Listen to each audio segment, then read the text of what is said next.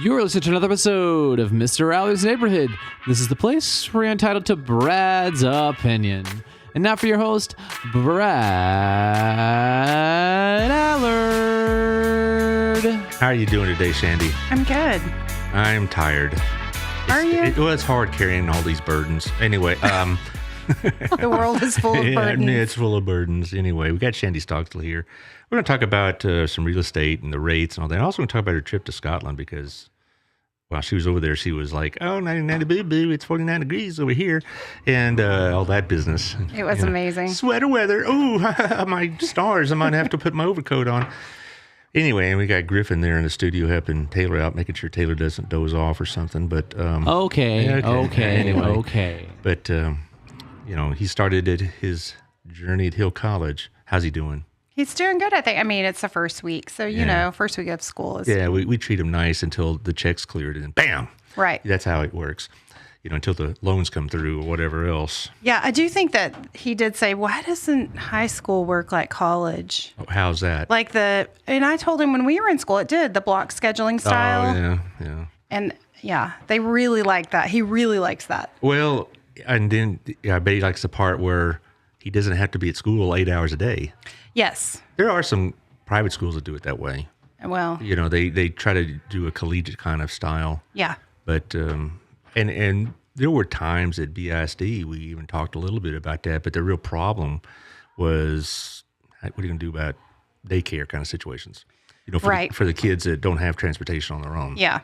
That was the biggest Well, but I impediment. will say, I think sophomore year, ours was not block. Mm-hmm. And then junior and senior year, we had block scheduling. And that really did prepare me for college. Better than just every day, huh? Yeah, because you get more information in one setting. And then, you have that extra day to do the homework for the class before. And yeah, I remember when they were going through that. And there was this, all this hair pulling about, should we do this or not? And blah, blah, blah, blah. And there were some people that were opposed to it. I kind of saw both sides of it. I liked seeing my students every day, but on the other hand, you could get through things in an hour and 20 minutes that you couldn't do so in 50. Right. And, particularly the science teachers liked it because you can actually do a lab. Right. So. Yeah. But it also takes more personnel, and that was the one reason we went back to the way we did about 4 or 5 years, in my last 4 or 5 years, because it takes more people. Yeah. And so, trying to cut costs, I suppose. Anyway, let's talk about we're going to talk about real estate, but first let's talk about the sponsors. All right. And there's our buddy Daniel at CrossFit Burleson over at 317 Southwest Wilshire. So if you're looking to throw the iron around, it's the place to do it. It's got the program, got trainers, it's got people to help you with your regimens, so you don't have to go in there stumbling around, not knowing what to do. And so check out their websites for their programs and their membership plans and things of that nature. And then we have, of course, Miss Shandy. So tell us about Stogsdill Group. How many people work for you? I just have 2 full-time agents right now, me and one other person. We are planning on growing. This is like the perfect time to grow as the market shifts. Mm-hmm. This is the time to learn how to be a real estate agent instead of just reacting to the market. Mm-hmm. So if anybody knows of anybody looking to make a change or is currently an agent that just wants to chat, I'd love that. Well, I'm not just looking at for anybody. You got to fit our core values. And what would core values, I'm sure, are of high integrity, but what would you say to somebody, these are our values? Our values are, we take an education approach, not a sales approach. Mm-hmm. We're just people oriented. Mm-hmm. So, we're not here to do hard sells or at all cost, we're going to make you do this or that. It's more of you're in the driver's seat and you set the pace. In fact, I had that conversation this week with a client.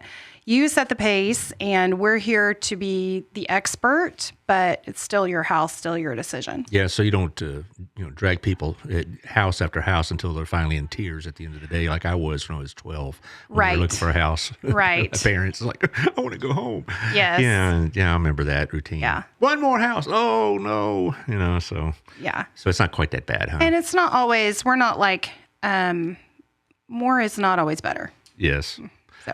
Well, to me, I'd be a very difficult client because I know what I want in my head, but I have a difficult time articulating what it is. But I guess that's part of the job of this agent, right? For sure. Yeah. And when you do a search, like we can tell what you like just based on the things that you heart on that search or the complaints that you have. Be like, okay, we can narrow it down and we can pretty much find a house that fits all those things. Well, Robin and I have plans this next summer to do some major renovations to the house. That only adds value to it, right? Yes. That's what I want to tell myself. I mean, won't be yes, cheap. it adds value. You've been in your house long enough that it's instantly going to add value. You know, you're going to see that return over, you know, depending on what you're doing. But you just have to be careful of renovations as to what neighborhood you live in and, you know, how long you've lived there, right? So, number one, you don't want to outbuild a neighborhood. That won't be a problem for us. I know for you it won't be. You live in a great neighborhood. There's lots that you could do to your house and it still wouldn't be, you know, hurt your value. But, you know, you don't want to outbuild your neighborhood. You don't want to make the best house on the block, you know, because when you go to sell, you're not going to get all of that value back now. But if you're going to stay there 20 years, do what you want to the house. You're going to get that back. I never thought for a moment back in 1991 would be still in our house now in 2022, but I don't have any real desire to move because it's in a great location and the house is doing fine. And it's not, you know, the smallest on the neighborhood, but there's many houses in the general area that are a lot bigger yards than mine. Right. So I thought that's about as good as it's going to get. Plus I'm real close to the new Kerr Middle School and Stribling Elementary and all that, and close to Centennial. So I think I'm in about as good a location as you're going to have. So not be right on top of your neighbors. Yeah, that's good too.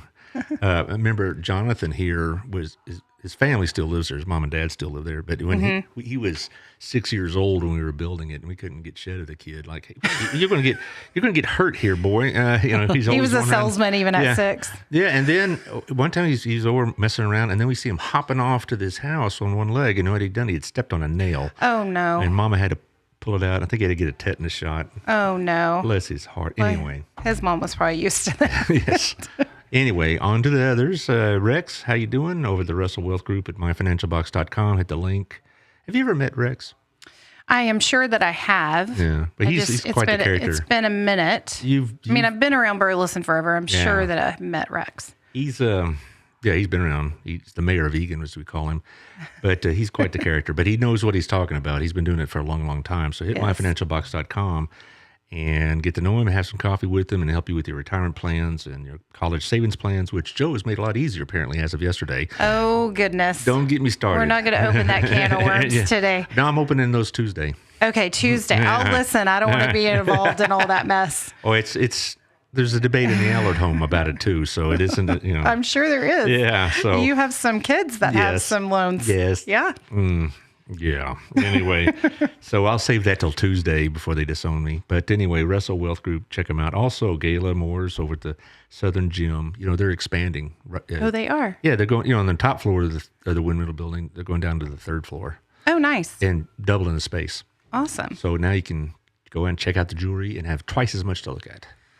Yeah, I'm not really a jewelry person. No offense to them. I know they do great work. I am not a big jewelry person. But they do other things other than inventory. If you had something like from your grandmother you wanted repaired. Right. Or appraised or something like that. So it isn't just buying new stuff. You know, even people that don't really have a lot of jewelry have probably keepsakes that they have around the house. Yeah. And she does a lot of that kind of stuff. That's nice. Actually, I think my friend went to her recently for that reason. Oh yeah. So they get a lot of that, and you know, Robin's going to be working there very soon. She worked there all summer. Did you not know that? I thought I told you. No, she's been working there in the summer. Did not know that. And then when she leaves Centennial pretty soon. What is soon? Can she wait till 2023? Oh no, I'll tell you after the show. Okay. But anyway, she's going to be working for Gala, and it's a great atmosphere. You know, and they're just. People go in there and it's like Disney World for ladies. Anyway. She'll be great at that. Yeah, she will. She is good. Robin knows jewelry. I mean, she worked there at a jewelry store before I met her, so she knows how that works. Also, Hot Works over in 731 with Michelle Humphrey. She'll be on the 19th of September. She has a cancer charity she's working for, so we'll be talking all about that. Awesome. I owe her a phone call. It's been crazy. Yes. Well, I did make a phone call, and then I just didn't follow back up. Well, which is unusual. I don't do that in real estate. Yeah. No. Have you ever been into the studio there for the Hot Works? I haven't. I know where it is. In fact, I talked to her about working out there. I just need to follow back up on it. Well, I can highly recommend her because she's a very good business person. For Yes. one, but also it's a safe, clean, secure environment. You know, they have a code you have to use to get in, or they'll let you in. I mean, I love the concept. Yeah, I really 11 do. different workouts to choose from. That's nice. Yeah, so if it goes from various levels of intensity, I suppose. But like I said, she'll be on in about 3 weeks. Oh, and remind me, speaking of charities and all this other business, I want to remind at the end of the show, we want to talk about something coming up on the 22nd of September. You know what I'm talking about? No. Oh, well, you will. Yeah. No, well, I threw it out there. You've been pretty busy. I haven't been busy. So no, I'm going to announce it at the end of the show, and Re-Inspire can be part of that. Oh, good. Awesome. All right. Also, one more. Mandy, over at Mandy's Creative Concepts by Mandy. She does all these things like these hats. Oh, Mandy, Yeah. these are things that I need. Yes. In my life. Well, I highly Are recommend you her. giving this to me? Yes. I do drink a lot of coffee. How about Griffin? He drink coffee? Yes. And here's Oh, for look, him. we get two. Yeah. It's a special day. Yeah. She made the cups and the hats and stuff love like it. that. And so if you need promotional items, talk to her. Oh, yeah, I 'cause will. She'll bust them right out. I actually do need promotional items. She's part of I that. will call her. Good. She's part of that marketing group I'm in, and she does a lot of stuff for a lot of us in the group. I like that logo. Yeah. She has a really nice little workshop, too, over in 1187. She shows us off every now and then. Oh, nice. Some videos of it. And it's like, this isn't just some mail order house. She does these things. Nice. She makes these things. So, and she showed us how she did it. So there you go. Anyway, let's talk about real estate. I've been reading that it's slowing down. Is that true? It is slowing down. I think it's an interesting thing. I've had this conversation a lot lately. I have quite a few listings right now, so I have this conversation pretty much weekly with my sellers. I think what is happening, and we're not really going to understand exactly what the market is doing probably for another 2 or 3 months. Just because we're coming off like on fire, like burning bush. You know what I'm saying? Like there's nothing, it's crazy. And right now we have a natural slowdown when school starts. That has been the case forever. It did not happen in 2020 and 2021. And that was unusual. So like this slowdown in the end of July all the way to the middle of September is 100% normal. The problem is that we've got a lot of buyers and sellers that have forgotten because we're Americans and we only remember what's right in front of our face, right? Right. And so I just keep encouraging people to let's let it settle. This is actually moving back into a normal market. And what we're dealing with right now is a lot of PTSD of That's one way to describe it.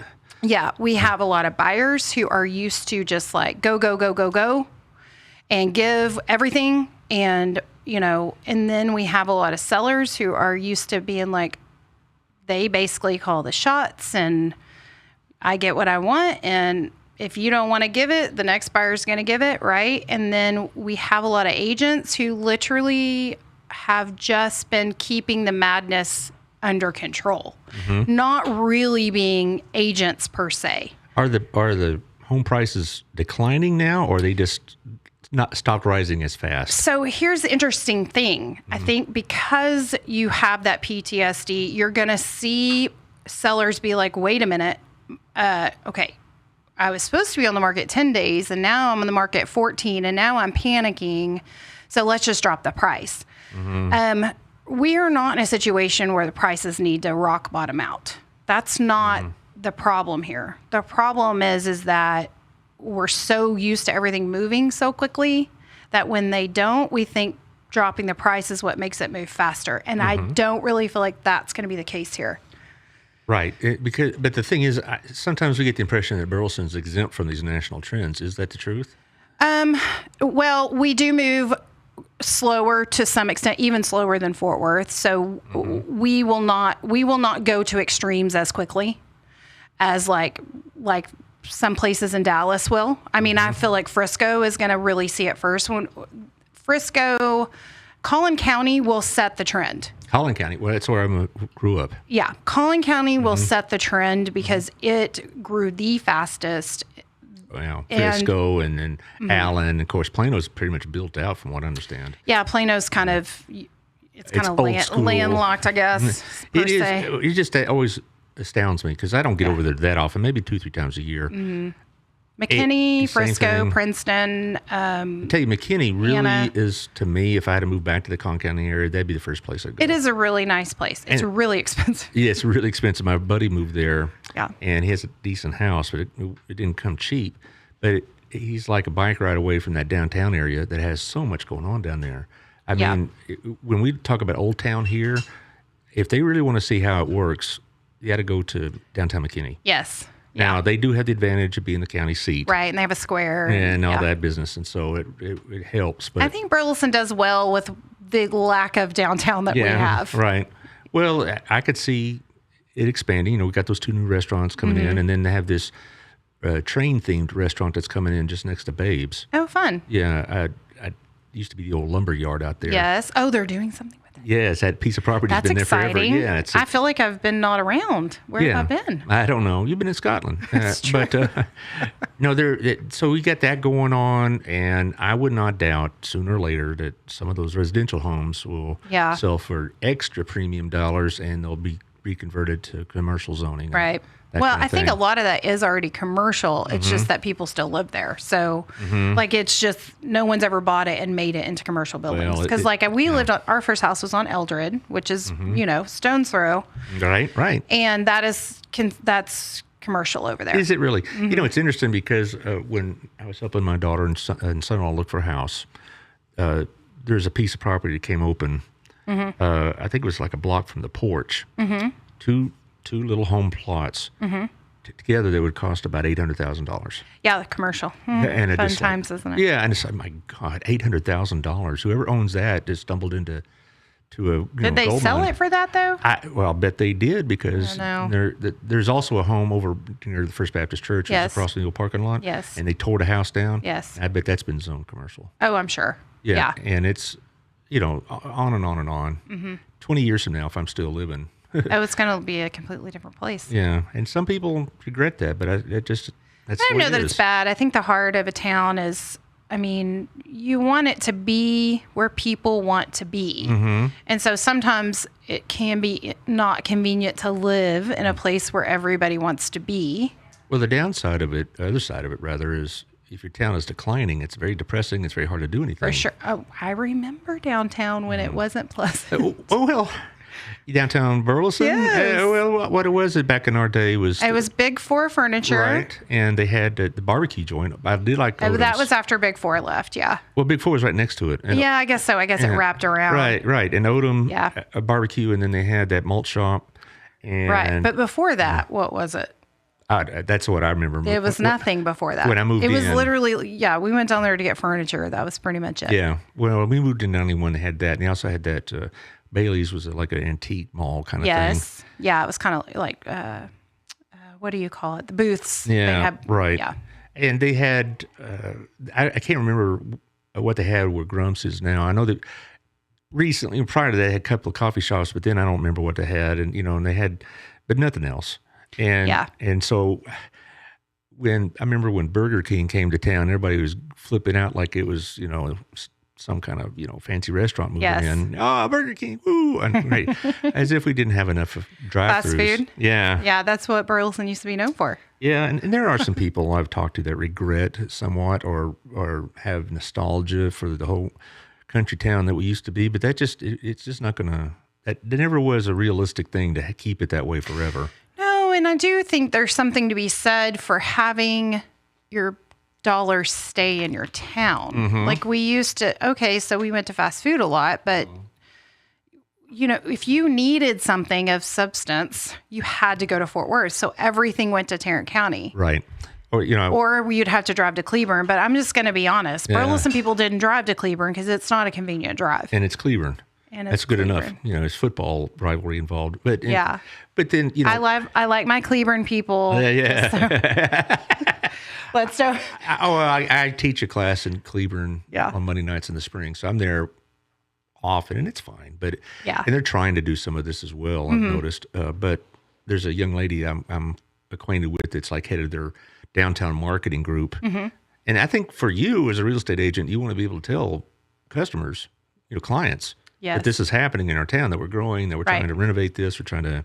Oh, for sure. invigorate Because this. if you're growing as a town, then your real estate is growing as well. Like it's a byproduct. People want to live there when things are convenient, when you have things to do, when Alley Cats comes in. Oh, Did yeah. you see how excited everybody was? Oh my gosh, that really is going to be a big deal. Yeah. Of course, I'm sure there's some people that were complaining about alley cats, about kids hanging around and stuff like that. But they complained about that when we were kids. But then they also complain about kids being at home just sitting on their computers. So Yeah. I just don't know. I don't know. Some people like to complain. Exactly. And as you get older, like I am, it's these kids, hey, Right. Kids these days. I'm channeling my old man. I know. I know. I'm sure our parents thought that we were the most confounding generation of all time, and now we know, no, it's actually the one beneath us that was. My kids' I feel like generation. my parents' generation was probably confounding. I mean, my mom graduated in the late 60s. There was a lot happening in America. Oh, well, I guess that's true. What part of Johnson County is the most active? Because we know Burleson's not the only town in this county that's growing. Yeah, but Burleson is going to be the most active in Johnson County Okay. as far as moving the fastest. Burleson and then into Joshua, just because of location to the freeway. Right. I was thinking maybe. and size in general. What about Grandview? Grandview is active, but Grandview is also small and it's also a lot of land. So yes, there was a lot of builders building out there, but you still have to have people willing to sell family land and Right. things like that. Well, I know a couple of Grandview friends, and they say that there is some resistance to having Grandview grow as quickly as Burleson. Yeah. And so, because some of that land is still owned by families, like you just mentioned, Right. and they're not quite as quick to Right. sell it all off. I guess maybe when the price gets better, they will. I thought maybe Joshua Or might be just growing. the generations become where they just don't want to take care of it. Well, that's kind of what I was told happened in the 90s, is that we had the same situation. We had some families that owned land, and they really weren't willing to unload it. And then when they passed or gave it over to the kids, Right. they were a lot less likely to keep it. And that's where Yes. it started happening in the late 90s. And look at Alito. You see that. How about Joshua? Joshua's growing, but again, Burleson has annexed all of the Chisholm. Any land that's along the Chisholm Trail is city of Burleson, Right. up into a certain point. So that is really where the growth of Joshua would be, if it could be. Right. So you won't see it grow nearly as quickly, Well, because that's going to be considered Burleson growth too. when was it annexed to that Chisholm area? When I say it was 20, don't All right. Was do it not hold within me the this. I last think decade? it was 2016, Okay. but But something around that time frame, Yes. right? See, that I know that was a controversial issue in the previous mayoral administrations about annexing. Because I remember when they tried to annex parts of Briar Oaks, you almost had an armed rebellion. But I think it's benefited us now. To be candid about it, that annexation over Chisholm Trail is going to be a gold I mean, mine it was for very, Burleson. it was great foresight as far as taxes and I just remember when Briar Oaks was under the microscope, they had these protesting signs on Wilshire and Renfro, don't annex Briar Oaks and all this other stuff. Yes. I think they just took a little small piece, and that's about it. right. And Well, and now they did pass. I want to say it was in 2018.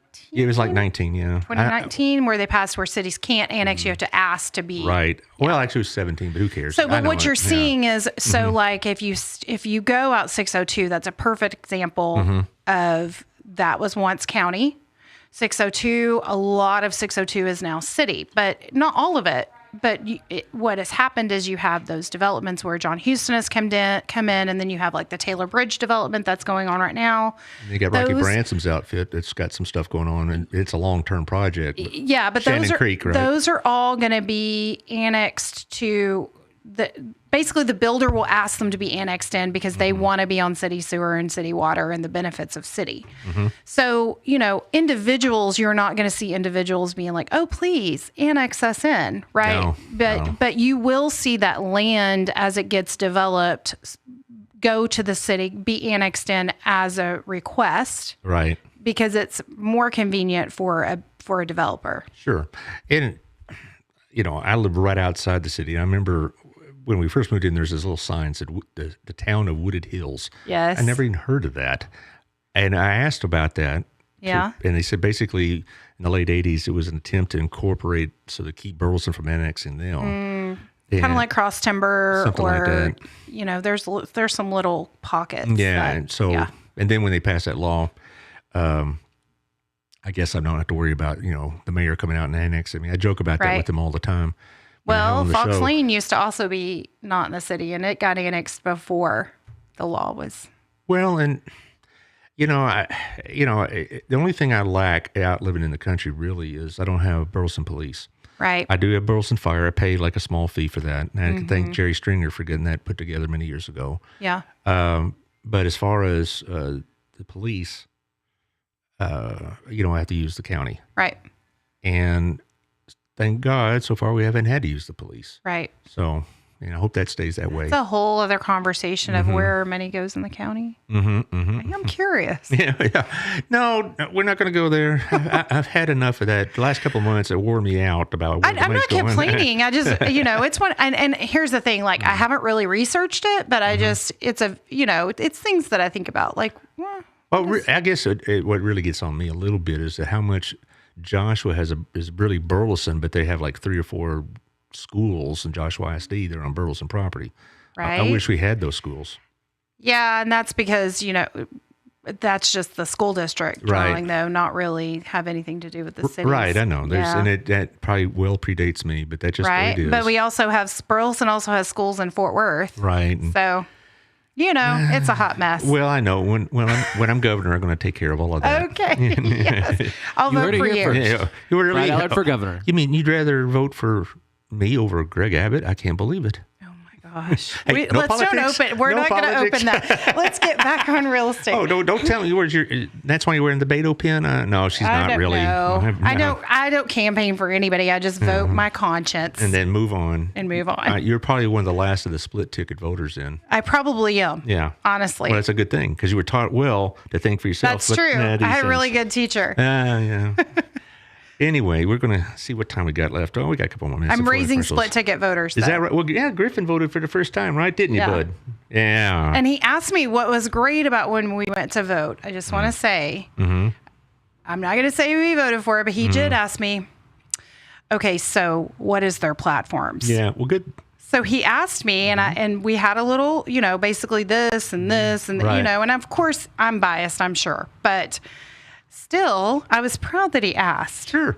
And didn't just say, who do I vote for? we're going to have some significant elections in May, and I'm going to save that for a much later date to talk about because I'm tired.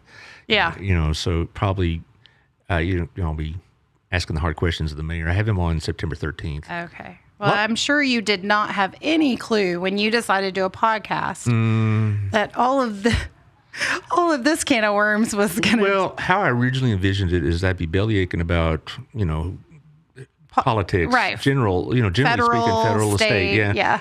And then also do like local stuff like we're doing here, or doing charities. Which again, hold on, gang, for a great announcement at the end. Yes, but September 22nd. You're right. And I kind of just got drawn into it a little bit. I could have. Well, stayed. it's hard when you live in the community. Well, people ask you questions and whatever. Yeah. I'm not going to say I was drug in, kicking and screaming. I mean, no, but now you're tired. Now I'm part of it, I suppose. Right. And I volunteered. I raised my hand, and said, "Hey, I want to do a podcast." And so when people get on Facebook and say things that I would not want to show my mother, yes, okay, it's what I asked for, and so I don't worry about it. And but most people are pretty nice, and I've gotten a lot of support. The show it's not gone viral or anything like that, but it has steadily improved, month after month. And I appreciate the vast listening audience for making it happen. It's consistency. Yes, it is, and I have some decent guests like yourself, of course. Thank you. And I have business people. Monday, I have the Harvest House lady, Jennifer Woods. Nice. And I have Billy Cordell on next Thursday. Good. Yeah, so the quality of guests have really picked up a lot. Good. And so that helps. I knew you'd be good at it. Oh, thank you. It's You used to put all those rants on Facebook. I'm like, why do you not have a podcast? Well, that's how I got started. Yes. And there you are. But no, I really, you ought to consider having a real estate podcast. I mean, with all the other things, I should do that. Maybe we'll put a pin in that. Yeah, pin for later. You know, I have a 10-year-old, right? Yeah. Do it during while she's in school. Yeah. You got with everything else that I have to fit in that small little window. And you got Taylor here. Yeah. He takes care of everything. That's true. Taylor and I could chat. Mm-hmm. I'll teach him how to travel. He can teach me how to podcast. Well, this got off the rails a bit, but whatever. I know, sorry. Let's talk about the people who make this podcast possible. We got another round here. Of course, there's Otto at our place. We go there all the time. That's where I do my business. Because if he's there, which is, it's hard because if you get there before, 10 o'clock, he's probably still in the sack. We joke about it. I have a breakfast with my Sunday school men every other Thursday, and we like to make the waitresses laugh by saying, "Is Otto around?" They all know. You kidding me? His boy runs the shop. Otto. Oh, yeah. He works from like 11 to 3. Yeah. And Otto just comes around like the maitre d'. Retired hours. Right. Yeah. Schmoozing with the customers. All right, but thank you, Otto, for all you do and all the things you support. He supports a lot of these nonprofits, and he does. He supports every nonprofit that I know of. He's very generous with those things. Same with Chris Notaboom over at the Cigar Bar, over at Cigar Plus Culture. I really like going there. I can't go there every day. Yeah. But I go there when I can, and they have a really nice humidor. I'm not a big cigar smoker, but my son-in-law is. And so he knows what he's talking about. Yes. And so we go in there, and they got tobacconists to tell you how things go. Because I don't know how many cigars you smoke, but... I actually love a good cigar. Do you really? I do. I mean, it's not very often that I have one, but... But the good thing about it is these aren't just some high school kids saying it's over there. It's they have people who are trained in it. So if you tell them what you're looking for in a certain type of cigar experience, they can, you want these over here. Yes. And they got some pretty nice cigars. I mean, they got affordable ones and fancy ones. You can't beat cigar and whiskey. I mean. Yeah, we got that too. I know. He specializes in Texas-related distilleries. I'm all for sober people too, though. I just want you to know. No one endorses getting drunk, and that's a good place about this. You're not going to get. No, it's very relaxed and sipping, and This isn't some gin joint. This is some decent place. Gin joint. Now you're aging yourself. Hey, thanks a lot. It's got some lights. It's ventilated. Yeah, no, it is really nice. The customers bathe, and so yes, and it's a great location too. Right, and then the Queen of Burleson. Yes. Tiffany Griffin's getting married in a couple of days. I know, I saw that. Yeah, I'm going to be going there. They were gracious enough to invite me. Yes, and she's marrying a good man. Yes. Jim and Nico is, and you got to see them together. You could tell that they fit. Yes. And it's nice, isn't it? Local life is, I don't know exactly when it's coming out. I bet it comes out on time knowing Tiffany, though. She's very detail-oriented and very, I want to call her OCD. But she's got a lot of energy. Yes, she does. Yeah. And I need to channel some of that. Well... Yeah, I do too, actually. But no, I have her on usually, but August was just not the month for it because she had a kid going off to college like you did. And she has another young lady at Centennial. Same grade as Hadley. Yes. Mm-hmm. Yeah. Are they friends or acquaintances? Hadley's, well, we won't get, I don't know how I raised these two older kids. No, Hadley's very quiet. They're very social. They have lots of social anxiety. Well, who don't? Not you. I never had social anxiety. I just remember you and Rachel Brainerd. I mean, y'all still friends, right? Oh, yes. Yeah. Yep, just talked to her yesterday. Yeah, and y'all were just quite the pair. Yes. All right, Local Life TX is online, though, if you want to check it out. And it's all good stuff. And Tiffany does know all the things that are happening. Everything. And it's not just ads. It also, she has in the centerfold area the events going on in Burleson. Yes. We also, next week, are starting 2 new sponsors. Oh, nice. Yes. One is an interior designer. Nice. And the other is an insurance agent who's setting Rob and Annie up for some insurance. Awesome. So, so things are doing pretty well on that part, which good because I'm not getting a $10,000 cut in my loan, so I better. I hope you don't have any school loans at this point in your life. I'll pay some for the kids. Oh, for the kids. Yeah. And for my own self, no. No. Yeah. Back then, we didn't need them. Well, we could dig into that, but you're going to do it on Tuesday. I will say that secondary, higher education is unreal expensive. Well, Yeah, I will say that because I got a lot of comments about secondary education at It's higher levels. Yeah. And I a got all lot of it worked is up. a waste of time. Well, anyway. See, We can if go I had there. if I had I a show know. yesterday, I would have said it's time to go to arms. But no, that would not be good. Yeah, the sponsors okay. don't pay for a billion. No, let's don't do that. We got to talk about real estate with not school loans. Well, we have a few more questions about real estate. Then we're going Okay. to talk about your trip. Okay. What has the change in the rates done to the market? Okay, so if you want to put my computer, I'm just going to show you kind of what's going to be happening with the rates, first of all. If you can. Hello. Ooh, that's real. there you go. I don't know. Can you not see it? How do I do it? That's your computer right there. I know, but I don't see that. That's what my middle daughter put on my computer for Isn't me that to look at. sweet? Oh, can you drag the window to the other? Drag the window. See, I don't even know what that means. I don't need it. It's not a big deal. Just All right. We'll just forget the computer today. All right. It's really not a big deal. All right. If anybody wants it, I'll email it to Taylor, and like he can stick it places anyway. Whatever it is he does. He do that voodoo he do. No, the rates are looking like, they're leveling off, and they look like they're going to stay pretty level throughout 2020, at least the first part of 2023, meaning they're going to hover around 5%. Well, see, what was it before these raises started? Well, we got as low in 2020 as there were people who were refining for 1.5, 1.25. That is just insanity. Yeah. But before we started raising, we were probably 3.5. So if you talk about 3.5 to 5, that's not astronomical. Right. I think that, do I think the rates make a difference? For sure. Rates always make a difference because they change your buying power, right? But I do think that what we've been dealing with over the last 3 months has been forecasting. Like, what is it actually going to do? Because you hear them all the time. I have them. I'm waiting for the market to crash. Okay, well, I understand that mentality of waiting for the market to crash. But if you compare even our crazy market to 2008, it's just not the same thing. The loans were not the same. These people were clearly qualifying for the higher mortgages. And so, like, foreclosures, even last month, nationally, were 1% of sales. So, what you're going to see is just us getting back to normalcy. And anybody who's been in the business long enough wants normalcy, because we can't maintain what we were doing. It's a lot of reaction.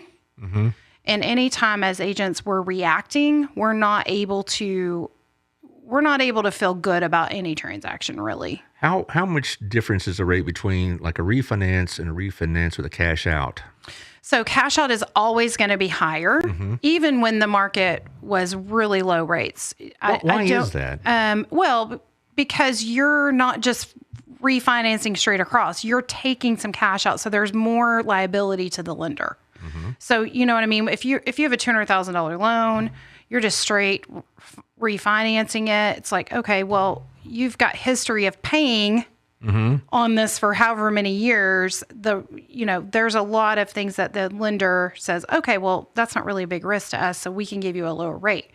When you're talking about, but now you're asking for a bunch of cash, and even though you qualify for that bunch of cash, that's not something you've done yet, right?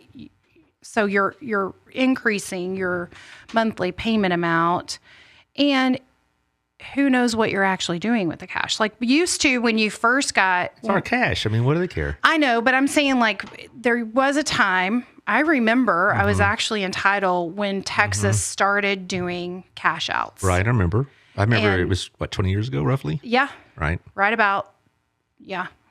Maybe a little bit more. And it was... there were so many hoops you had to jump through to get a cash out. And then it was like, oh, well, but there were restrictions, a lot of restrictions on that cash too. Right. So, like, a lot of people had to get it to pay off debt in order to get the cash, because the lender wouldn't loan you know. So. All that stuff gets my eyes, glazed over. I Yeah. know a couple other mortgage people, and they're like, they start describing it and say yawn. But Yes, there's a lot of ins and outs to mortgage. There's a lot of, I mean, right now there's not a base rate. So like, I was just talking to a lender friend, and they were explaining to me, because I have to talk to lenders too. Like, these are not things that we follow every single day, because in my job, I'm worried about like, what is actual home prices doing? What do I need to be doing for clients? I always tell people I know enough about lending to kind of get myself in trouble. right. But I also know enough to know who's doing good or who's going to do a good job for you and knows what they're doing. But we don't have a base rate. So like there was when the market was really low, like when you could get a really low, there was a base rate. Right. And then you would have a certain number of points above the base rate. That's kind of my experience, how I remember it. Well, right now there is no base rate. So, but it's all forecasting right now. It's all kind of forecasting, but it's all that's why you saw volatility in the rates, because, mortgages are based on it's not solely based on the Fed. Well, I tell you, I've used cash out a couple of times to help with college. And I mean, that's a great way to use your house. And also some significant repairs to the house. Yeah. Roof and air conditioning one summer. And I'd rather have done it that way For sure. than just some typical credit line or something like that. Yeah. So it worked for me. I think it cost me, a quarter point more than what was the going rate at the time to do that. But, I do encourage, if you're going to stay in a house for a long time, that is, you are building wealth for retirement, but at the same time, it is a great tool to leverage. What are these reverse mortgages that Tom Selleck and that crowd are reverse selling? mortgages are interesting. Yeah, I watch the commercials, when I'm eating my, my oatmeal, watching Fox News. Reverse and Tom mortgages Selleck, work for the right client. So like, they're not for everybody, obviously. And there are a lot of times that you'll have mortgage people sell them because they get paid more for them sometimes. I'm just saying, be aware of that. Be wary of that. But reverse mortgages can be a good thing for you if most likely, usually if it's somebody who doesn't have any heirs. And like, okay, so you have this house, it's paid off. Nobody's going to inherit anything. So you can use a reverse mortgage to get all that equity out while you're alive. Right. Some of it is maybe you have some expenses that you also don't want to leave debt to your loved ones, and you don't want them to have to deal with the estate, right? So you can just like liquidate it now, give them what they want as gifts, and be done with it. It's the house, like most Americans, for me and my wife, is our best wealth generator. For sure. And I mean, probably about 98% of Americans would say that. Well, I would say that it's the first key to wealth. Most people who don't own real estate are never going to be wealthy. Yes. Well, then that's when my daughter and son-in-law were looking for a house, and my son is looking for a house. They're having much more difficulty than I did 30 years ago. Right. In so many different ways. And so I really get depressed on their behalf, because it's just that tough. But there you are. Yeah. Well, anyway, I want to have time left to talk about your trip to Scotland. Okay. And why the UK? I know you went to Britain. You went to, all over the British Isles. Yes. Is that something you've been wanting to do for a long time? No. So, okay. I mean, yes and no. There are a million places. I want to go everywhere. Sure. But we told our kids when they were younger that we would rather them have experiences than things. And so we have established with our kids on their major birthdays, we go on trips. And so like 10, 13, 16, and then 18 and high school graduation is the same. And when you graduate high school, we made a plan that you could go overseas. So like 10, 13, and 16 is intercontinental, like here in the United States. So that trip was actually my oldest, Griffin. That was the trip he chose for his high school graduation. So Griffin chose Britain. Griffin chose the UK, and he wanted to do England, Ireland, and Scotland. And we kind of had to cut it down because that's a lot to see. And so, I know, I'm sure some money involved.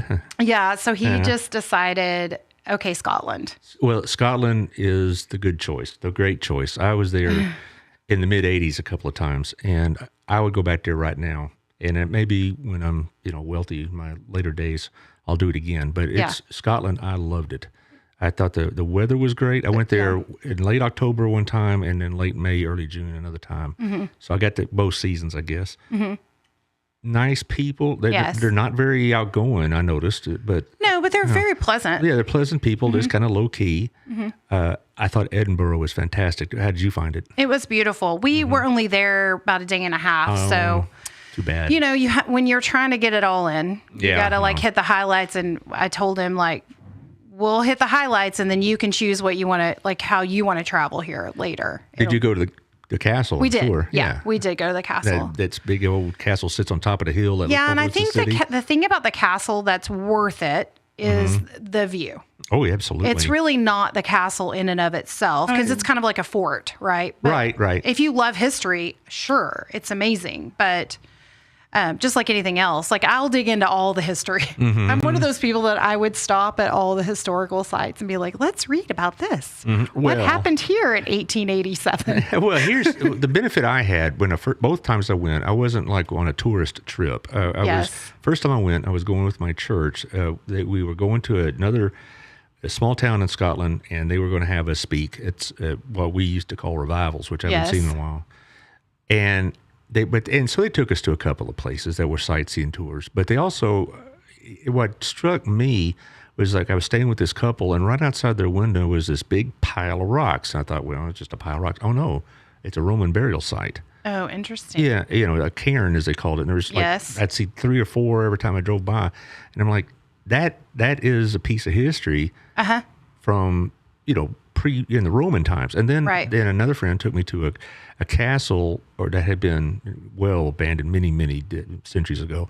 And it was just out there in the middle. The only thing that marked it was a small sign. There was no gift shop. Well, and I think what's so interesting about that area too is we chatted about this too, that because we went to the Orkney Islands. So if you ever have a chance to go, it's got a lot of Viking history and a lot of, I think it's Pictish people. The Picts, yeah. Yes.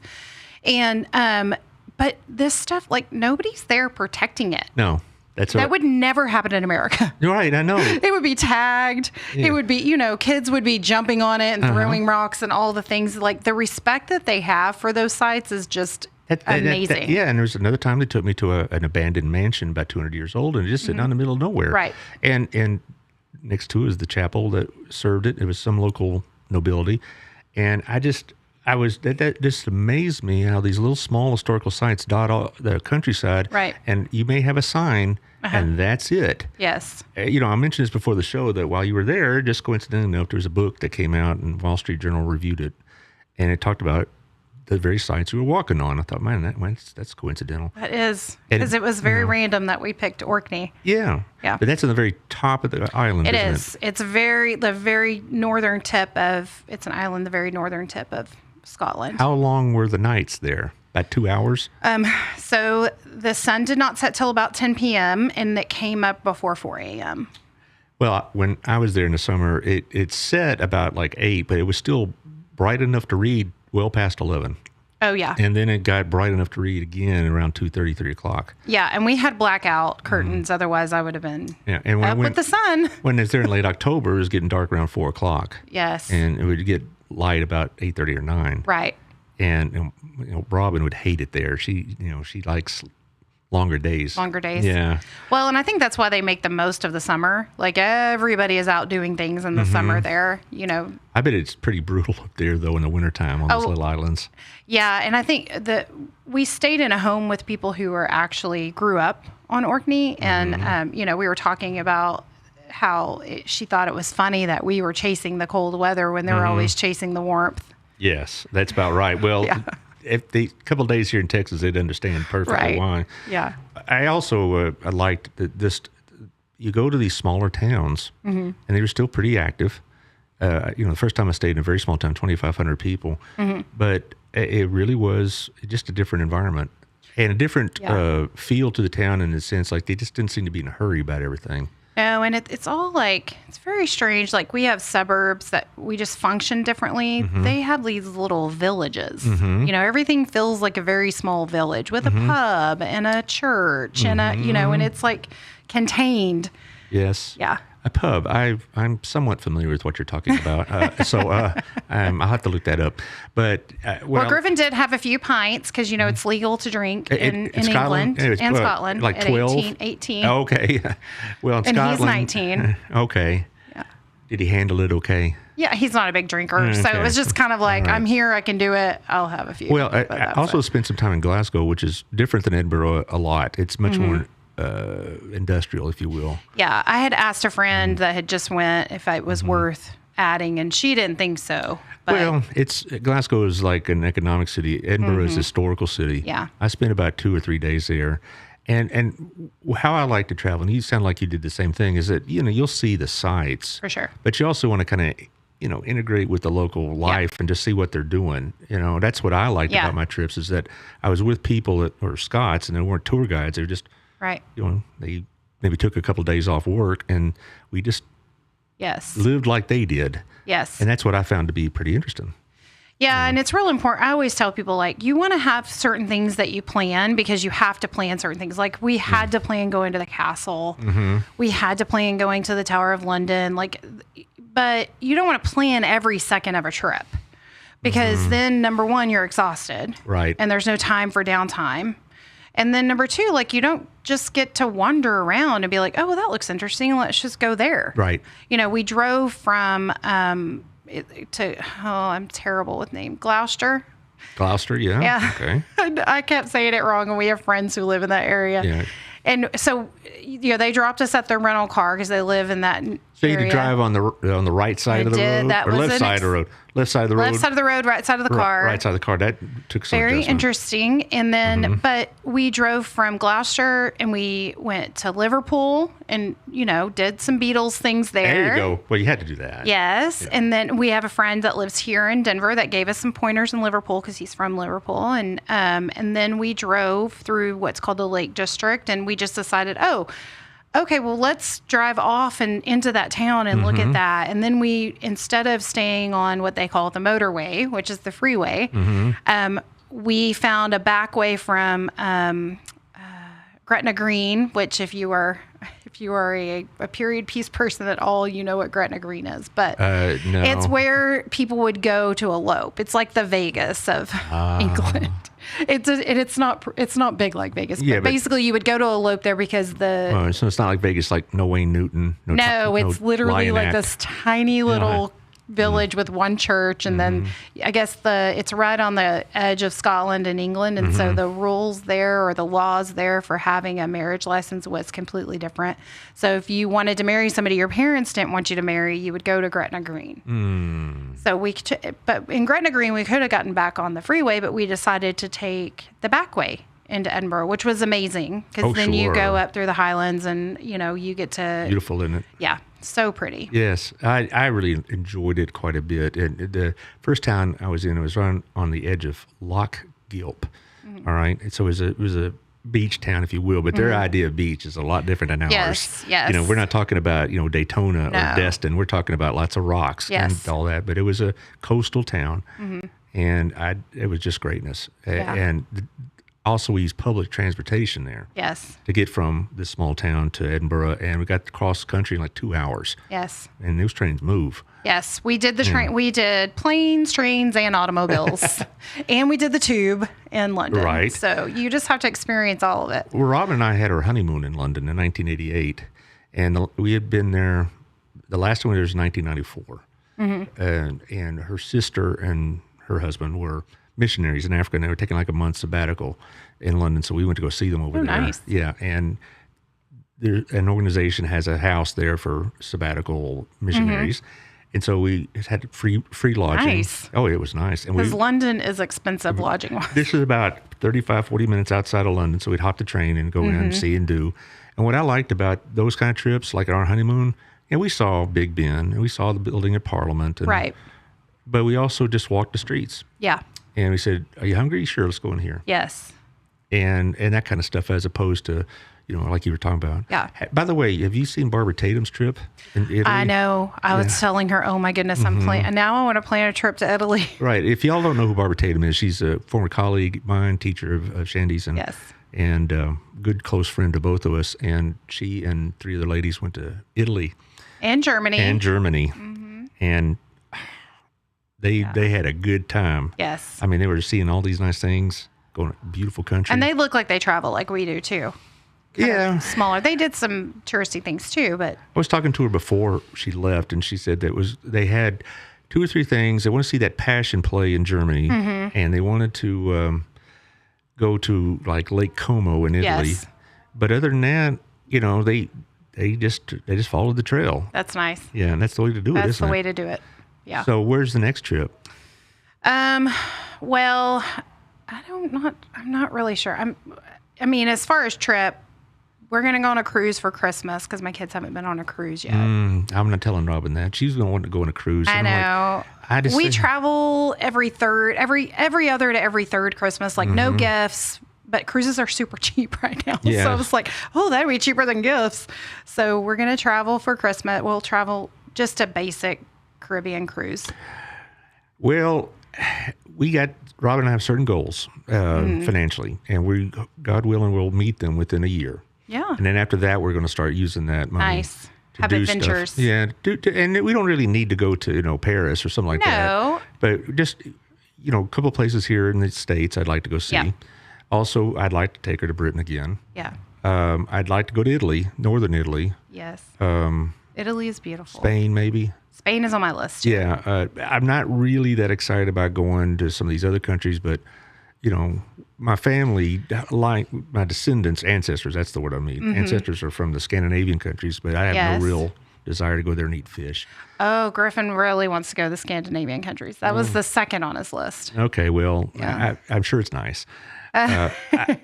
If I went It's to orderly, and his brain went- works that way. If I went to France, it'd be Western France. The countryside of France, Right. The Normandy. Nice and You know, not southern France, no. more western. Yeah, Western France. I'm not Normandy, yeah, Normandy would be amazing to see. Well, that and that whole area. I don't have a real desire to go to Paris or Rome. Right.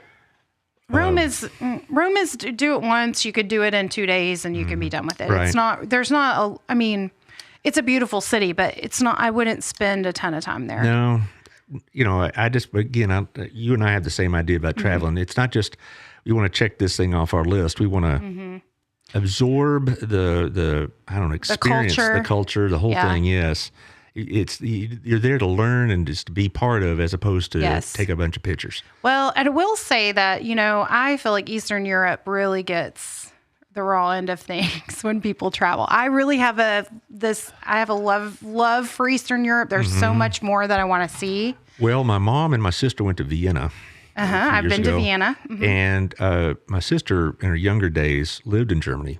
And so she traveled around. This is right after the wall fell, basically. Yes. So things were really cheap. Yes. And so she went to Prague and she went to Budapest. Prague is beautiful. Budapest is beautiful. I just can't. See, so beautiful. I'd be checking that out too, but I need to knock off a few more liquor stores before I can get to that point. Well, and Eastern Europe is still inexpensive, though, as compared to like a Paris or a UK. It really is. It's really just your flight that is most expensive. Yeah.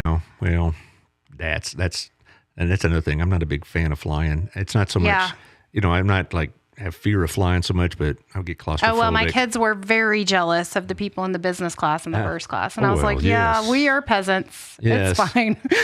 Or you fly Southwest, everybody's a peasant. Right. Basically, they just have a cattle call, and there you go. Well, I think if anybody is listening, like today is Thursday, it's my travel Thursday. I encourage people, like I know a lot of people are not road trip people. That's fine. We are road trip people. But, I think that what we lose track of too is you could dig in within an hour to 3 hours of your home and there's stuff happening that you have no idea. Do you know Stephen Carl Jansen by any chance?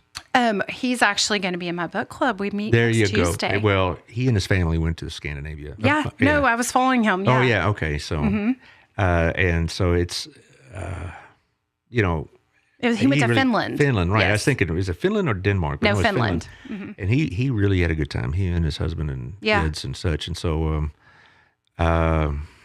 it was a good trip. I might have been interested in Finland just because who thinks of going to Finland? But, Right. that kind of stuff. So It is kind of right on that edge of Russia. yeah, right. Well, you can literally see Leningrad, I guess, what they used to call St. Petersburg. Right. Now, right there. he says, I am here. Okay. Oh, there he is. Yeah, Hi. he's been. That's how I got his name, because he's been texting. Oh, with yes. You. Awesome. All right. Well, I want to skip the ads because I already talked about him a lot at the first, and we've been talking about this other stuff. But It's still a good time to buy a house. yeah, you get the last word. So I will tell you that if you're thinking about buying, selling, the market is still great. It's going to take a little bit longer. You're not going to move in a couple of days, but I feel like everybody's going to come out better because we're negotiating more.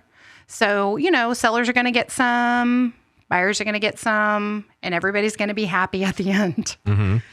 Let's hope so. Yeah. So, as I tell you about what's going on September 22nd, I'm sure Reaspire wants a piece of the action. Yes. I had the Center for ASD on last Thursday, and Lisa Boltinghouse and Bianca Lowry were here, and we were kind of just rambling on the air like sometimes happens. And they have a golf tournament coming up, a fundraiser coming up in about 2 or 3 weeks. You need to check out their site for that. Okay. September 22nd is North Texas Giving Day, right? Yes. Where we have matching funds and things of that nature. Yeah. So it'd be hard to choose between one of my more, constant non-sponsors who would get that seat. Right. So I said, let's all give them a seat. Yeah. And so what we're going to have is everybody that has a nonprofit that wants to participate in that, just let me know. Okay. And it'll be like 10 or 15 minutes, and we'll just rotate people out of that nice. seat. And I'll say, okay, and we'll put up on the screen their website and where they can give and all this other Yes. stuff and what they're doing. So you have Charisse here if you want. Okay. Tell her about it, and she'd get, I don't know the order, but she'll go and have a seat. I know Next Step Women's Center will be here. ASD is going to be here. There's a couple others I've talked about with, and hopefully they're trying to work it out. Fitability Texas, and then Jessica, and also Lisa Schwartz at Crazy 8. Okay. There's one other I'm trying to think of. Oh, Harvest House. Harvest House, yes. And so, and basically that day we're just going to clear the afternoon, and we're not going to go like 5 hours. We're not going to do Jerry Lewis thing. Right. It's not like a radioathon. No, radioathon. Podcastathon. As a kid, I used to say, I'm going to watch every minute of Jerry Lewis telethon just so I could say I did it. Well, and those things were entertaining, though. Well, at 3 a.m, you get all these has-been or never was on the show, and the people on the phone are looking really haggard. Yeah. Or you see Jerry run that total, and at the end, to get all teary-eyed. Jerry Lewis. I just had a memory come across that he had passed away a few years ago, like a couple of days ago. Yeah, but it's just funny because it's you'd have this idea of watching like 3 a.m., 4 a.m. I'd have me and a buddy would have like a slumber party. And we're like, who's Shecky Green? I never heard of this guy. And then, of course, at the end, they'd bring out Frank Sinatra or, and Angie Dickinson or one of these other people. Some big person to close it out. Vegas style thing. But there you are. So clear your schedule for that and just have Charisse, or you can do it yourself if you like. Okay. I'll check with Charisse. I'm sure if she's available, she will be here. If not, then I will be here. I'll have Jennifer Woods on Monday, and she'll tell about her part of it. And who else I got? I got Michelle Humphrey on the 19th, and she has a fundraiser. They're having a poker tournament. Oh, fun. Yeah. So not everybody's playing golf, but that seems to be a pretty common fundraiser, and I guess it works because they keep doing them. So anyway, guys, if you know somebody, have them get in touch with me and see what we can do. Like I said, I got 4 that are confirmed and a couple that I'm talking to. Well, and I love that. I will say, because I know every single nonprofit that you've mentioned, I know them. Yes. And it's very diverse. Everybody does something different. Everybody has different gifts. And so I think that's what's great. We're all serving our community in different ways. Well, and it is neat because you got Next Step Women's Center helping those young families and couples and young ladies. And then you got the ASD with the autistic spectrum children, and you got the transitioning foster kids into adulthood, and then you got Jessica with her fitness programs for disabled people, and then Lisa Schwartz. Again, we're still negotiating. I don't know what you call it. Right. She'll be here, I'm sure. Talk about her, her counseling and spiritual aspect of it. It's really going to be. Yeah. It's going to be a fun day. And then Harvest House, does lots of everything. good work. And for everybody. For everything, yeah. So I'm looking at a lot of fun. And this is, and we were talking earlier about my podcast. This is what I like doing. Yeah. Because it is a community thing. It doesn't just give me good publicity. It makes me feel better. Right. It makes me feel good, like I'm doing something. Hence why I sponsor. That's right. You sponsor, right? you put up with my rants with Joe Biden. I hear the music. Either way. I think we're done here because they're hear the music. I vote my conscience. All right. I'm a split voter. I guess Taylor's giving us the signal. He's got things to do. I thought you were rapping. I am rapping. Well, not like rapping, bro. I mean, I'm wrapping it up. So, Rapping, bro. Well, if anybody has questions about real estate, because we didn't really cover a lot of it today, This is what we do. Yeah. Just reach out to me. I'm happy to answer any questions of what's happening in the market. I appreciate that. And we kind of got a little bit silly, but that's what's fun. Yeah. People can use a few laughs. We'll see you next Monday with Jennifer Woods of Harvest House. And again, Billy Cordell will be on next Thursday. Tuesday, I'll be ranting about a very controversial topic in our home, though school loan forgiveness. So we'll see where it goes with that. And we'll see y'all next time.